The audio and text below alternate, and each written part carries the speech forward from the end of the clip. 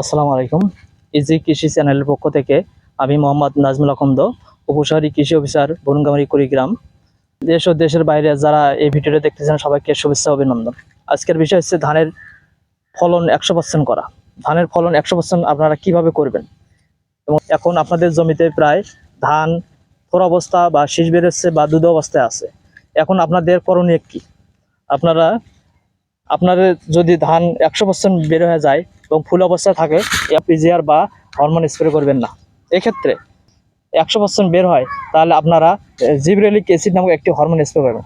এই gibberellic acid কখনো hormone spray করবেন যখন দেখবেন আপনার ধানের 100% ফলন বের হয়েছে। যেমন আপনারা দেখতে পাচ্ছেন এখানে ধান প্রায় 100% পরিপূর্ণ হয়েছে, কিন্তু ধান এখনো পাকেনি। এক্ষেত্রে আপনারা জিব্রেলিক অ্যাসিড যেমন টরাস, পাওয়ার বা অন্য এই গ্রুপের অন্য কোনো জিব্রেলিক অ্যাসিড দিতে পারেন।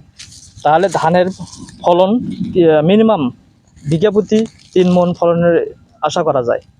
আর অনেক কৃষক ভাইরা বলতে পারেন যে এই জিব্রেলিক অ্যাসিড কী পরিমাণ বা কখন দিতে হবে। এই এই জিব্রেলিক অ্যাসিড আপনারা বিকেলবেলা সন্ধ্যার আগ মুহূর্তে ভালোভাবে স্প্রে করে দেবেন।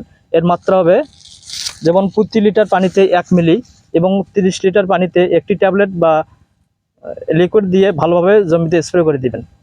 অনেক কৃষক ভাইরা বলতে পারেন যে আমার জমিতে ধান বের হওয়ার পরে পোকা বা রোগের আক্রমণ দেখা যায়, তাহলে এই ক্ষেত্রে আমার করণীয় কি? তাহলে আপনাদেরকে প্রথম করণীয় হচ্ছে আপনার জমিতে পোকা বা রোগ মুক্ত করতে হবে। পোকার জন্য আপনারা যে কীটনাশকটি প্রয়োগ করবেন তা হচ্ছে সিনজেন্টার, ইনসিপিও বা বেল্ট এক্সপার্ট বা কার্টআপ গ্রুপের যে কোনো কীটনাশক স্প্রে করে এই পোকাকে দমন করবেন। আর যদি আপনার জমিতে কোনো রোগ বা রোগের আক্রমণ দেখা যায়, তখন আপনারা বিভিন্ন ছত্রাকনাশক ওষুধ যেমন নাটিভো, নাবারা এবং দিফা বা জিল এগুলো স্প্রে করে দিবেন। কিন্তু এগুলো দিতে হবে প্রতি লিটার পানিতে 1 মিলি। এগুলো সন্ধ্যাবেলায় আর সন্ধ্যার আগ মুহূর্তে ভালোভাবে দিয়ে স্প্রে করে দিবেন। এবং এখন আপনাদেরকে অনেকের ধানের জমি দেখতে পাওয়া যায় যে ধানের ফলন একেবারে কম দেখা যায় বা ফলন ভালো হওয়ার আশা নেই। সেসব জমিতে পিজিআর বা কোনো ভিটামিন স্প্রে করা যাবে কিনা? হ্যাঁ, দিতে পারেন। যেসব জমিতে দেখতে পারেন যে আপনার ধানের জমিতে ধানের ফলন একেবারে কম হওয়ার আশঙ্কা দেখা যায়, সেই সব জমিতে আপনারা পিজিআর বা ভিটামিন দিবেন।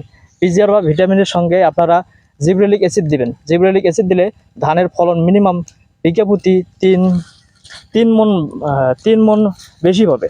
তাহলে 3 মণ আপনারা কেমনই বেশি পাবেন? তাহলে আপনারা তো এখানে জানতে পারবেন 3 মণ বেশি পাওয়ার কারণ কি। এই যে ধান দেখতে পাচ্ছি এখানে যদি স্প্রে করা হয়, তাহলে যেগুলো ধান পুষ্ট হবে, পরিপক্ক হবে এবং ওজন বৃদ্ধি পাবে। এই ধান যখন দেখতে আকর্ষণীয় হবে এবং বাজার মূল্য অনেকাংশ বেশি পাওয়ার সম্ভাবনা রয়েছে। এক্ষেত্রে আপনারা যদি আপনার ধানের পরাগায়ন সম্পূর্ণ হয়ে থাকে, তাহলে আপনারা আপনার জমিতে জিব্রেলিক অ্যাসিড যেমন পাওয়ার, জাদা এবং গ্রোথ ট্যাব এর সঙ্গে আপনারা পিজিআর বা ভিটামিন হিসাবে আপনার দিতে পারেন। একত্রে মিশ্রিত করে দিলে মিনিমাম বিঘা প্রতি 3 মণ ধানের ফলন বেশি পাওয়া সম্ভব। আশা করি আপনারা বিষয়টা বুঝতে পারছেন। ধন্যবাদ। এই বলে আমার বক্তব্য এখানে শেষ করছি। ভালো থাকবেন, সুস্থ থাকবেন। সবাইকে আমার সালাম। আসসালামু আলাইকুম।